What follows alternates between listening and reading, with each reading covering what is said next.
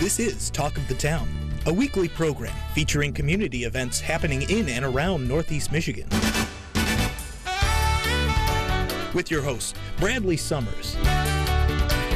And get the latest from Alpena Community College with ACC President Dr. Don McMaster.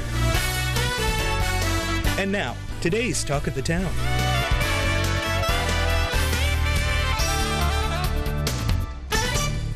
Good morning and welcome to Talk of the Town. I'm your host, Bradley Summers, and today I have a very special guest and first-time show attendee, Ashley Kalnowski,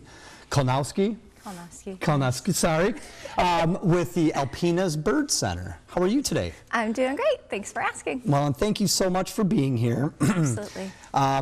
So, Alpena's Bird Center, you are a newly established 501c3 in our community, and the surrounding communities as well, and which is a really important thing because now you can take donations that are tax deductible for individuals, and it puts you in another realm of attention with individuals too, because you can actively go out and pursue resources to help you get to the next level and do more wonderful things and add to the great things that you're already doing in the community.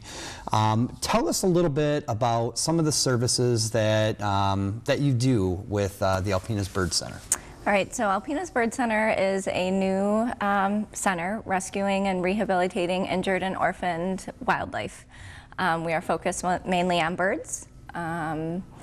There's other rehabbers in town that do mammals, but no one specifically that does birds. The next bird rehabber is about 2.5 hours away.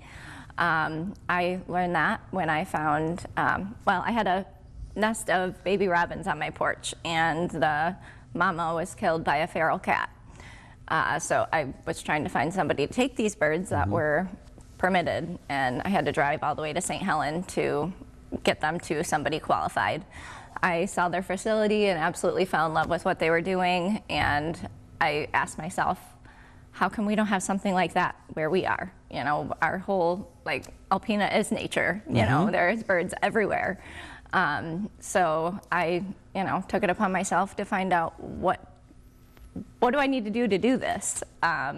So I got started about 3 years ago, and here I am now, finally getting my 501 and getting things rolling. So you're probably the first person who'll say, don't pick that baby bird up, just make sure to watch it and make sure nothing happens to it, but just leave it because it probably just fell out of a nest. Yes, well, sometimes yes, sometimes no. So it depends on if they have their feathers. If a bird is on the ground and it's fully feathered, we call them fledglings, which means they live on the ground for 3 to 10 days learning how to fly. Parents are still feeding them and caring for them. I mean, sometimes they can come out of the nest and break their leg or something like that. So obviously, please monitor and make sure that they're doing okay. If it has fuzz, which is called down, that baby likely needs help. Just contact me and I can, you know, give you some more suggestions on what to do and if it is a fledgling or not. Yeah, and you know, our feathered friends are out there. Like you said, you hit the nail on the head. I mean, we live in such a gorgeous, beautiful area with so many natural resources that, you know, the mammals have a lot of attention, but as we look up in the skies and wish we could fly like birds, they have resources that are needed too to protect them. Absolutely. And it's so important for, you know, the work that you're doing to really, you know, educate the community on how to better take care of our feathered friends, correct? Yes, absolutely. I just want to say, since you're saying that, window collisions, please, if a bird hits your window and you are able to grab it, please contain it. Do not wait and think it's stunned. Like, a stunned bird has a head injury and it likely needs medications to recoup. The old wives' tale is to leave them out in a box and then let them fly away in an hour. Well, just like humans, we may get more injuries that happen within that time that don't show up right away. So sadly, most of them birds that are released ended up passing away because of a brain injury or some other trauma. So what are some of the things that we can do to prevent window collisions with birds? Well, there's a resource that I keep sharing on my page. It's called Feather Friendly Bird Collision Detour Markers. They're nice little dots that you can put on your window to prevent birds from flying into them. Actually, right now with fall migration happening, a lot of birds are hitting windows. They're not able to see. They don't know that it's a window, Yeah. so you definitely need to have, either stickers or decals or anything to prevent them from flying into them. So when, say I'm at a museum or I'm at a library and I look out and I look at some of the windows and they have these little dots that are all over the windows, that's why they're there? Yes, they're there to prevent the birds from hitting the windows, correct. That's amazing. I just learned something today. Over 1 million birds have died in the U.S. Just in a year. Wow. From collisions. From collisions with windows. Yes.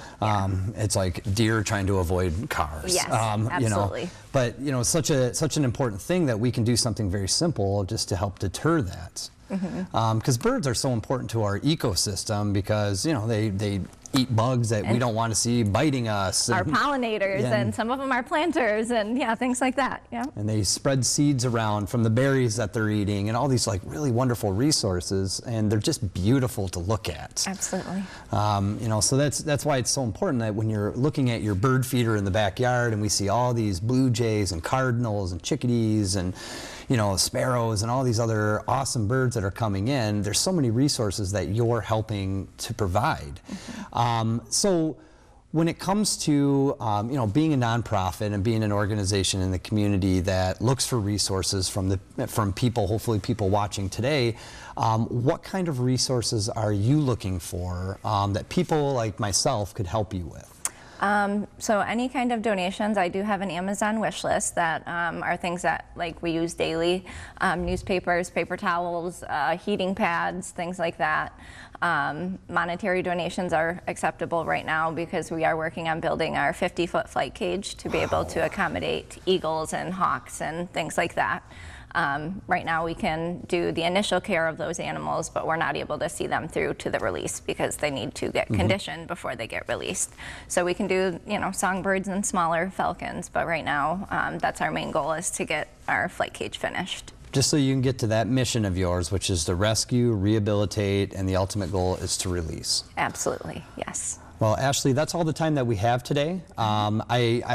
Please, if everybody that's watching today, please visit your social media page at Alpena's Bird Center. It has some really awesome facts. It has awesome resources on there and ways that we can help our feathered friends in our community. Absolutely. So, thank you. Thank you so much for being here. Yep. Stay tuned after the break for Cassandra Sadler with NOAA.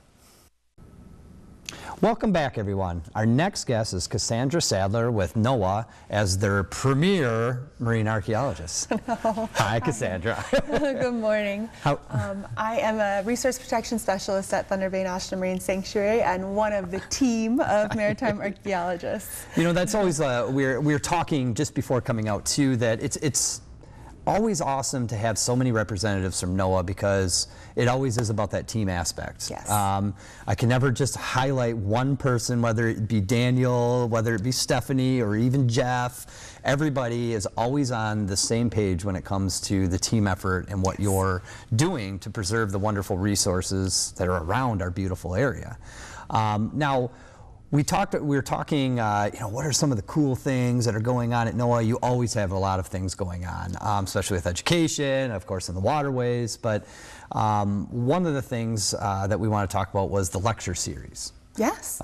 With some of the really cool lectures that are coming up. Yes. So on September 18th, Monday at 7 p.m., we will be having Lauren Holbrook from the Great Lakes Fishery Commission come in and talk about sea lamprey with her presentation, Vampires of the Great Lakes. Yeah.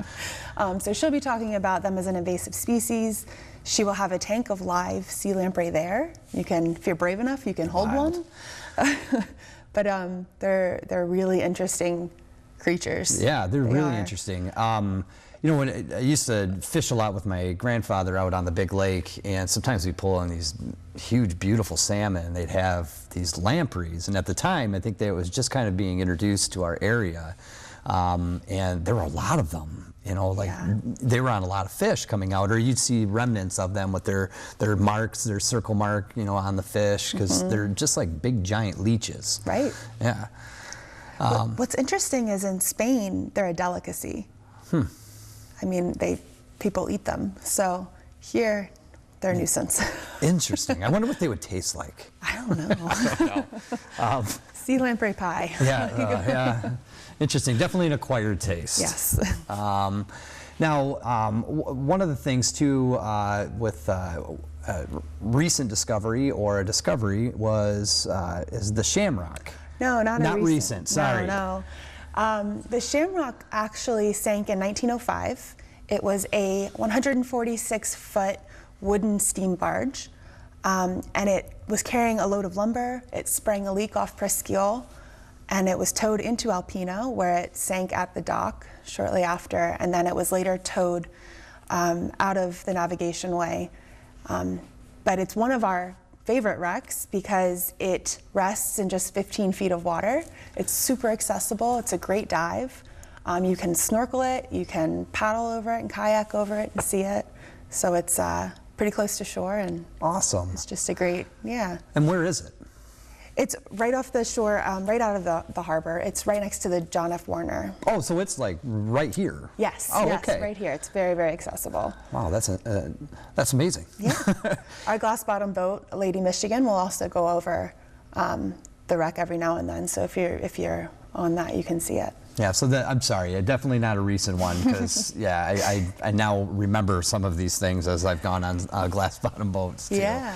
And the glass bottom boat is continuing. Yes. I believe the last week is first week of October. So if you haven't gotten to get on to the glass bottom boat yet this year, I highly recommend booking your ticket and taking advantage of it. So as long as weather holds, we'll be going out. And it's accessible all day and into the evening? We have three trips a day, the 9 a.m., the 12 o'clock, and then I believe a 3 o'clock. So lots of opportunities Monday through, or the whole week, 7 days a week. So. Yeah, and there's quite a few people that are taking advantage of it. Yes. We were just there for an event last week on Thursday, and it's amazing how fast they fill up. Yes, they do. They go pretty quickly, and we have you can reserve your spot online because the seats do sell out pretty quickly. Yeah, it's just really nice too to see so many people that are coming to Alpena, or when they're here, they're taking advantage of the really neat things that are available to them. And the glass bottom boat is definitely one of those very unique adventures that you can take on the waterways and get to see some really neat things that you wouldn't normally be able to do. Exactly. It's pretty awesome. And so, we have the education with the lecture series coming up on September 18th, and a lot of the really great resources that you're, putting forth. What are some of the things that you and your team are doing to help preserve some of the archaeological sites here in our area and beyond? So actually, just before I came here today, I just stepped off the boat. We were doing a site assessment of the Shamrock.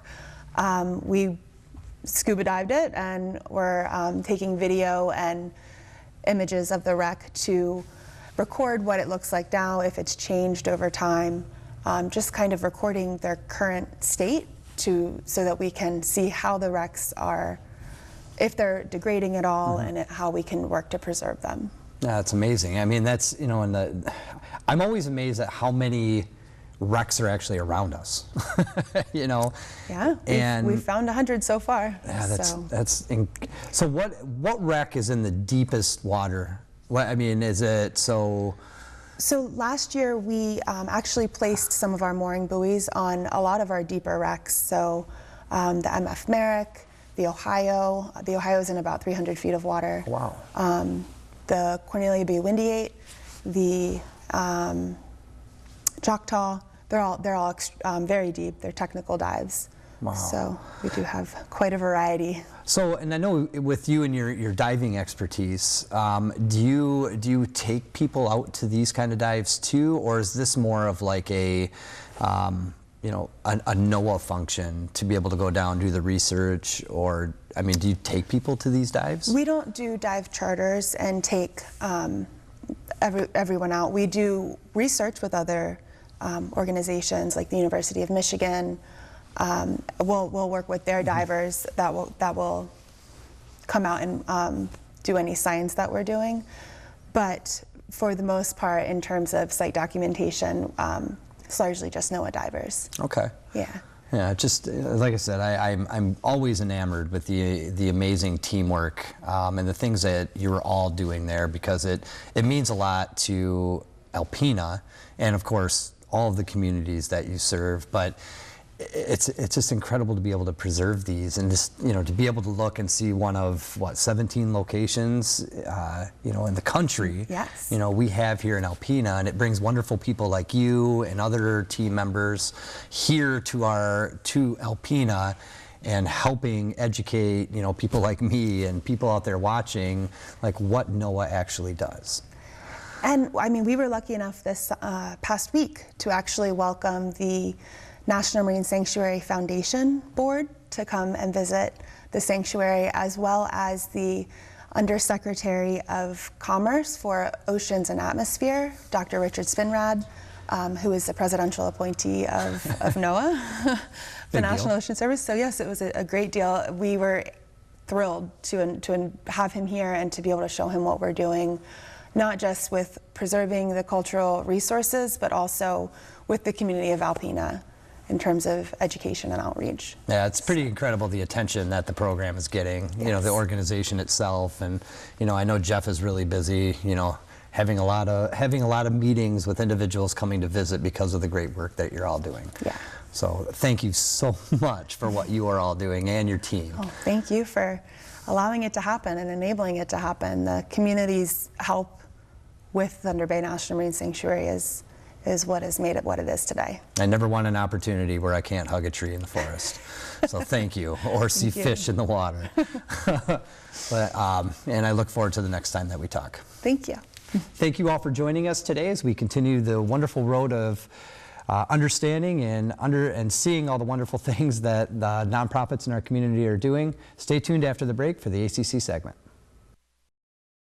Greetings, everyone, and welcome to Talk of the Town. I'm Dr. Don McMaster, president of Alpena Community College. I'd like to share with you a very neat thing that happened last week at the college.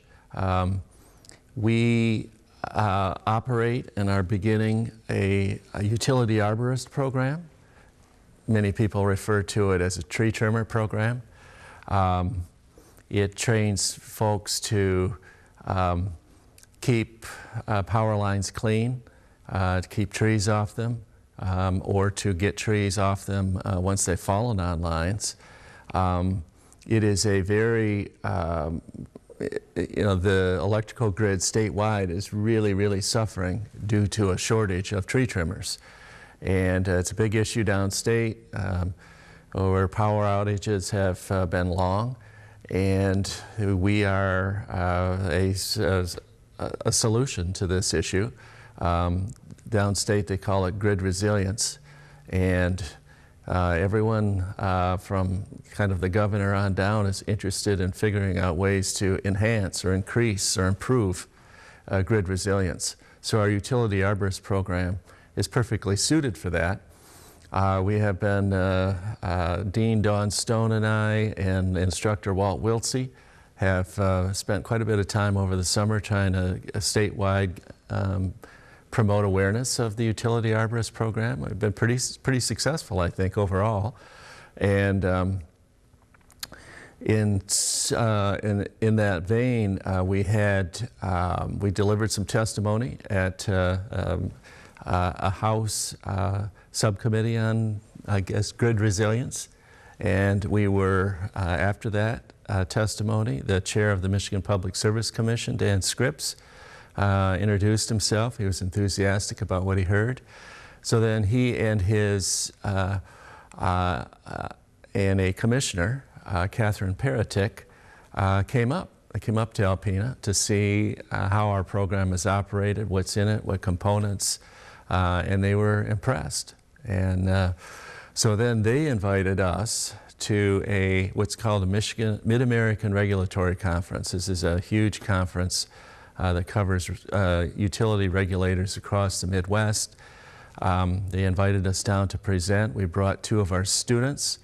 They presented in front of 300 folks from around the Midwest. These would be senior regulators, policymakers, utility sector leaders, CEOs, CFOs. It was a great opportunity. Our students did a wonderful job, and you will see a video of that next. And I just want to give a shout out to Teresa Bird and Randy Peterman. You did a wonderful job if you're watching this show. You represented yourselves and the college beautifully. Thank you. I never tire of hearing stories of success. And my 2 friends here, Randy and Teresa, have that. They've gone through the Utility Arborist program. They have jobs, both working for Asplund, I believe. And they just have a great story to share. So, Teresa, why don't you go first? You can grab that right here.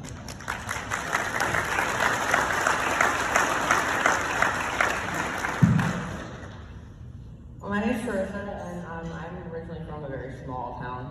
I never thought my life would go in the direction it is in this course. It came upon me by happenstance and was thrilled to go through it. I learned a lot, and when it came time to graduate and to transition to the work field, it made the transition super easy. I went right to work instead of going in as what we call green hat, or somebody that doesn't know anything. You're up the ladder from there when you come out of the course. You are automatically a C climber, and you start out at a higher rate, and you're not stuck on the ground for a year. It gave me an amazing opportunity to further my future. I've had a lot of rough things in my past, and coming into this program changed a lot of things. I went from one addiction to a very healthy another addiction. I love to cut trees. I love to work outside in this industry. It's an amazing opportunity, and to move forward into something that's different is amazing. And I have Walt to thank, and Dawn, and you, Dr. Don, for all that, and I greatly appreciate every minute of it. Wonderful, thank you so much.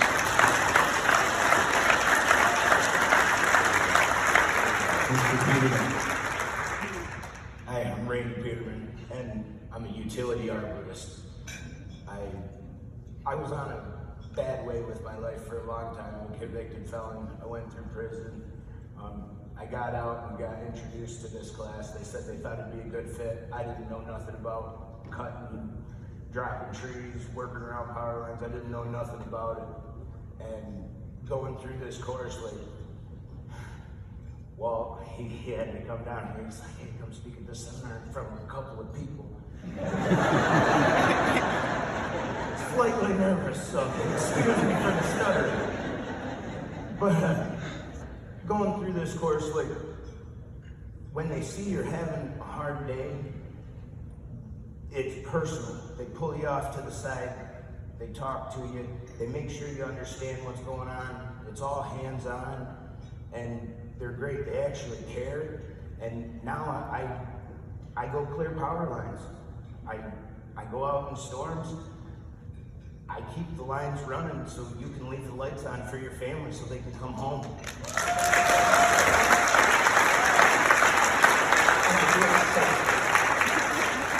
Thank you. So that's the story. We're not asking for money, at least not yet. We're just asking for awareness. We started small. I think the cohort that Teresa and Randy were in had maybe 3 or 4 folks in it. Our cohort starting in August had 11. So this is, I foresee this as being another utility tech where we can supply skilled workers who are passionate, knowledgeable, committed, show up, do the job around the state. So if you have any connections to folks who might want to join this program, feel free to reach out. Dean Stone would be your contact, and thank you so much for the opportunity to share. We really appreciate it. And just one more thing. Going through this I started out with Asplin, and I know more than a guy that's been there for 8 months. So he's been training hands-on with Asplin, and I'm already ahead of him. Not only that, is when we went through this course, it was more than just a class. It turned us into a family. That's right. That's right. I hope you enjoyed the video, and thank you for your support. If you're interested in going to ACC, now's the time to do it. Classes start next a week from Monday. Thank you, folks, for watching Talk of the Town. We'll see you again next week. This has been Talk of the Town with your host Bradley Summers and Dr. Don McMaster.